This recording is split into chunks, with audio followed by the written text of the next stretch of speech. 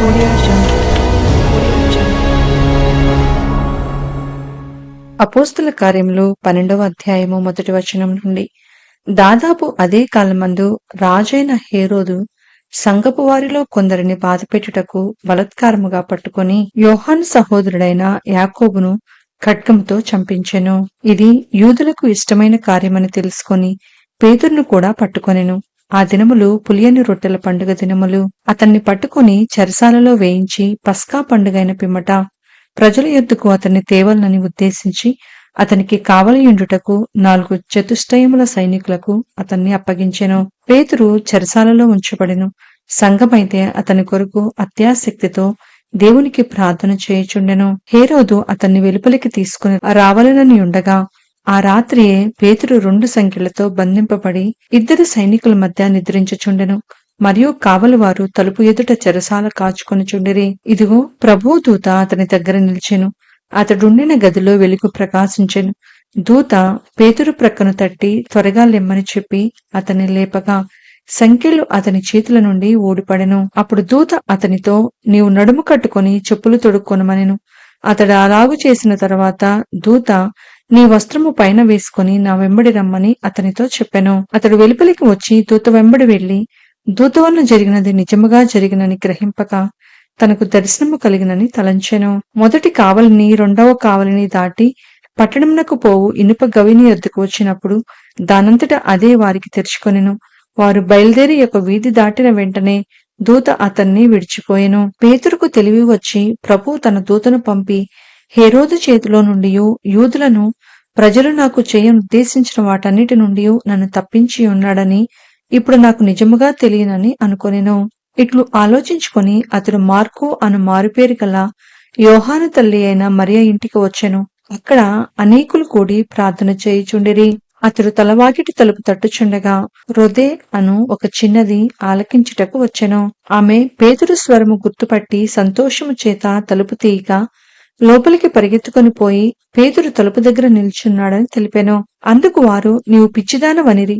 అయితే తాను చెప్పినది నిజమని ఆమె దృఢముగా చెప్పినప్పుడు వారు అతని దూత అనిరి. పేతురు ఇంకనూ తట్టుచున్నందున వారు తలుపు తీసి అతని చూచి విభ్రాంతి నొందిరి. అతడు ఊరకుండుడని వారితో చేసైగ చేసి ప్రభు తన్ను చెరసాలలో నుండి ఏలాగు తీసుకుని వచ్చెనో వారికి వివరించి యాకోబుకును సహోదరులకును ఈ సంగతులు తెలియచేయుడని చెప్పి తెల్లవారుగానే పేతురు ఏమాయనో అని సైనికులలో కలిగిన గలిబిలి ఇంతంత కాదు. హేరోదు అతని కోసము వెతికినప్పుడు అతడు కనబడనందున కావలి వారిని విమర్శించి వారిని చంపనాజ్ఞాపించెను. అటు తరువాత హేరోదు యూదయ నుండి కైసరయకు వెళ్లి అక్కడ నివసించెను. తూరీయుల మీదను సిదోనియుల మీదను అతనికి అత్యాగ్రహము కలిగినందున వారేక మనసుతో రాజునొద్దకు వచ్చి అంతఃపురమునకు పై విచారణకర్తయగు బ్లాస్తును తమ పక్షముగా చేసుకుని సమాధాన పడవలనని వేడుకొనిరి. ఎందుకనగా రాజు యొక్క దేశం నుండి వారి దేశమునకు గ్రాసము వచ్చుచుండెను. నియమింపబడిన దినమందు హేరోదు రాజవస్త్రమును ధరించుకొని న్యాయపీఠము మీద కూర్చుండి వారి ఎదుట ఉపన్యాసము చేయగా జనులు ఇది దైవస్వరమే కాని మానవస్వరము కాదని కేకలు వేసిరి. అతడు దేవుని మహిమ పరచనందున వెంటనే ప్రభుదూత అతని ముద్దెను కనుక పురుగులు పడి ప్రాణము విడిచెను. దేవుని వాక్యము ప్రబలమై వ్యాపించుచుండెను. బర్నబాయు సౌలును తమ పరిచర్య నెరవేర్చిన తరువాత మార్కు అను మారుపేరు గల యోహానును వెంటబెట్టుకొని యెరూషలేము నుండి తిరిగి వచ్చిరి. అపోస్తుల కార్యములు 13వ అధ్యాయము 1వ వచనం నుండి. అంతియొకయలోనున్న సంఘములో బర్నబా, నిగరనబడిన సుమయోను, కురేనీయుడైన లూకియా, చతుర్థాధిపతి అయిన హేరోదుతో కూడా పెంచబడిన మనయేను, సౌలు అను ప్రవక్తలు బోధకులుగా ఉండిరి. వారు ప్రభువును సేవించుచు ఉపవాసము చేయుచుండగా పరిశుద్ధాత్మ నిన్ను బర్నబాను సౌలును పిలిచిన పని కొరకు వారిని నాకు ప్రత్యేకపరచుడని వారితో చెప్పెను. అంతట వారు ఉపవాసముండి ప్రార్థన చేసి వారి మీద చేతులుంచి వారిని పంపిరి. కాబట్టి వీరు పరిశుద్ధాత్మ చేత పంపబడిన వారే సెలూకయ్యకు వచ్చి అక్కడి నుండి ఓడ ఎక్కి కుప్రకు వెళ్లిరి. వారు సలమీలో ఉండగా యూదుల సమాజ మందిరములలో దేవుని వాక్యము ప్రచురించుచుండిరి.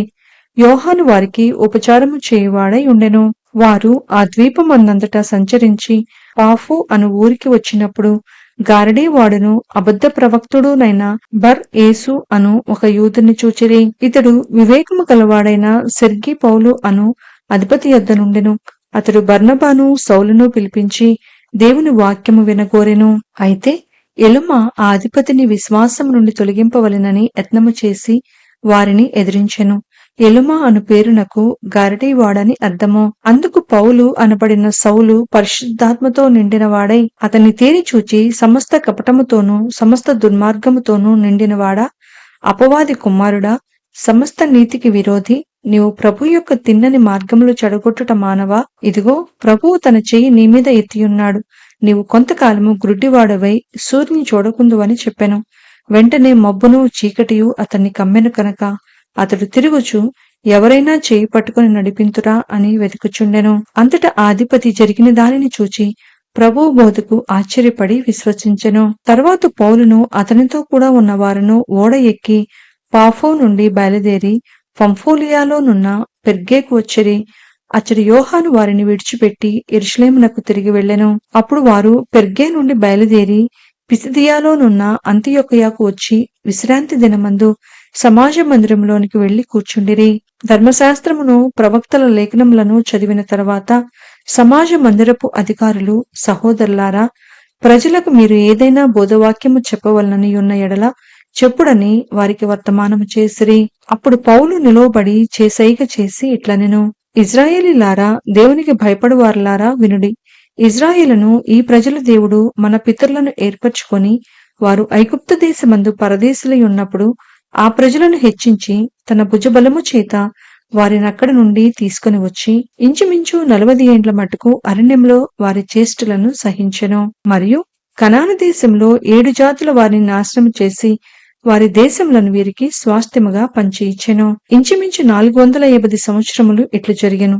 అటు తరువాత ప్రవక్త అయిన సమూయేలు వరకు ఆయన వారికి న్యాయాధిపతులను దయచేసెను. ఆ తరువాత వారు రాజు కావాలని కోరగా దేవుడు బెన్యామీను గోత్రీకుడును కీషు కుమారుడునైన సౌలును వారికి 40 ఏండ్ల వరకు దయచేసెను. తరువాత అతన్ని తొలగించి దావీదును వారికి రాజుగా ఏర్పరచెను. మరియు ఆయన, నేను యెషయ కుమారుడైన దావీదును కనుగొంటిని. అతడు నా ఇష్టానుసారుడైన మనుష్యుడు. అతడు నా ఉద్దేశములన్నీ నెరవేర్చునని చెప్పి అతని గూర్చి సాక్ష్యమిచ్చెను. అతని సంతానం నుండి దేవుడు తన వాగ్దానము చొప్పున ఇజ్రాయేలు కొరకు రక్షకుడగు యేసును పుట్టించెను. ఆయన రాకముందు యోహాను ఇజ్రాయేలు ప్రజలకందరికీ మారుమనసు విషయమైన బాప్తిసము ప్రకటించెను. యోహాను తన పనిని నెరవేర్చుచుండగా, నేనెవడనని మీరు తలంచుచున్నారు? నేను ఆయనను కాను. ఇదిగో నా వెనుక ఒకడు వచ్చుచున్నాడు. ఆయన కాళ్ల చెప్పులు విప్పుడుకైనను నేను పాత్రుడను కానని చెప్పెను. సహోదరులారా, అబ్రహాము వంశస్థులారా, దేవునికి భయపడువారులారా, ఈ రక్షణ వాక్యము మన యొద్దకు పంపబడి ఉన్నది.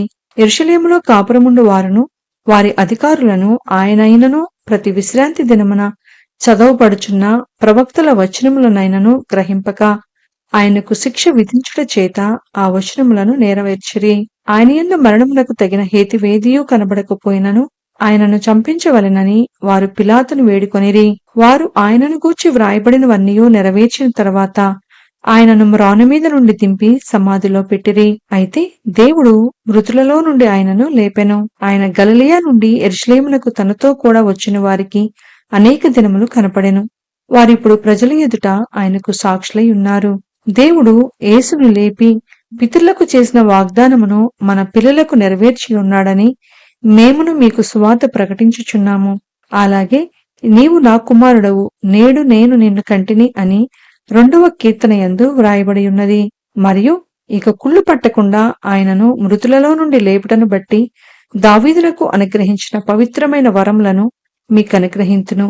అవి నమ్మకములైనవని చెప్పెను. కాబట్టి వేరొక కీర్తన యందు నీ పరిశుద్ధుని కుళ్ళు పట్టనీయవని చెప్పుచున్నాడు. దావీదు దేవుని సంకల్పము చొప్పున తన తరము వారికి సేవ చేసి నిద్రించి తన పితరుల యొద్దకు చేర్చబడి కుళ్ళిపోయెను. కాని దేవుడు లేపినవాడు కుళ్ళు పట్టలేదు. కాబట్టి సహోదరులారా, మీకు ఈయన ద్వారానే పాపక్షమాపణ ప్రచురమగుచున్నదనియు మీరు మోషే ధర్మశాస్త్రము వలన ఏ విషయములలో నీతిమంతులుగా తీర్చబడలేకపోతిరో ఆ విషయములన్నిటిలో విశ్వసించు ప్రతివాడును ఈయన వలననే నీతిమంతుడుగా తీర్చబడుననియు మీకు తెలియనుగాక. ప్రవక్తల గ్రంథమందు చెప్పబడినది మీ మీదికి రాకుండా చూచుకొనుడి. అదేమనగా, ఇదిగో తిరస్కరించిన వారులారా, ఆశ్చర్యపడుడి, నశించుడి. మీ దినములలో నేనొక కార్యము చేసేదను. ఆ కార్యము ఒకడు మీకు వివరించినను మీరెంత మాత్రమును నమ్మరు అనెను. వారు సమాజ మందిరంలో నుండి వెళ్ళుచుండగా ఈ మాటలను మరుసటి విశ్రాంతి దినమున తమతో చెప్పవలనని జనులు వేడుకొనిరి. సమాజ మందిరంలోని వారు లేచిన తరువాత అనేకులు యూదులను భక్తిపరులైన యూదమత ప్రవిష్టులను పౌలును బర్నబాను వెంబడించిరి. వీరు వారితో మాటలాడుచు దేవుని కృపయందు నిలకడగా నుండవలనని వారిని హెచ్చరించిరి. మరుసటి విశ్రాంతి దినమున దాదాపుగా ఆ పట్టణమంతయు దేవుని వాక్యము వినుటకు కూడివచ్చెను. యూదులు జనసమూహములను చూచి మత్సరముతో నిండుకొని దూషించుచు పౌలు చెప్పిన వాటికి అడ్డము చెప్పిరి. అప్పుడు పౌలును బర్నబాయు ధైర్యముగా ఇట్లనిరి, దేవుని వాక్యము మొదట మీకు చెప్పుట ఆవశ్యకమే. అయినను మీరు దానిని త్రోసివేసి మిమ్మును మీరే నిత్యజీవమునకు అపాత్రులుగా ఎంచుకొన్నారు. కనుక ఇదిగో మేము అన్ని జనుల ఎద్దుకు వెళ్ళుచున్నాము. ఏలయనగా నీవు భూదిగంతముల వరకు రక్షణార్థముగా ఉండునట్లు నిన్ను అన్ని జనులకు వెలుగుగా ఉంచియున్నాను అని ప్రభువు మాకు ఆజ్ఞాపించిననిరి. అన్ని జనులు ఆ మాట విని సంతోషించి దేవుని వాక్యమును మహిమపరిచిరి. మరియు నిత్య జీవమునకు నిర్ణయింపబడిన వారందరూ విశ్వసించిరి. ప్రభు వాక్యము ఆ ప్రదేశమందంతటా వ్యాపించెను. కాని యూదులు భక్తి మర్యాదలు గల స్త్రీలను, ఆ పట్టణపు ప్రముఖులను రేపి పౌలునకు బర్నబాకును హింస కలుగు చేసి వారిని తమ ప్రాంతముల నుండి వెళ్లగొట్టిరి. వీరు తమ పాదధూళిని వారి తట్టు దులిపివేసి ఈ కొనియకు వచ్చిరి. అయితే శిష్యులు ఆనందభరితులై పరిశుద్ధాత్మతో నిండిన వారైరి.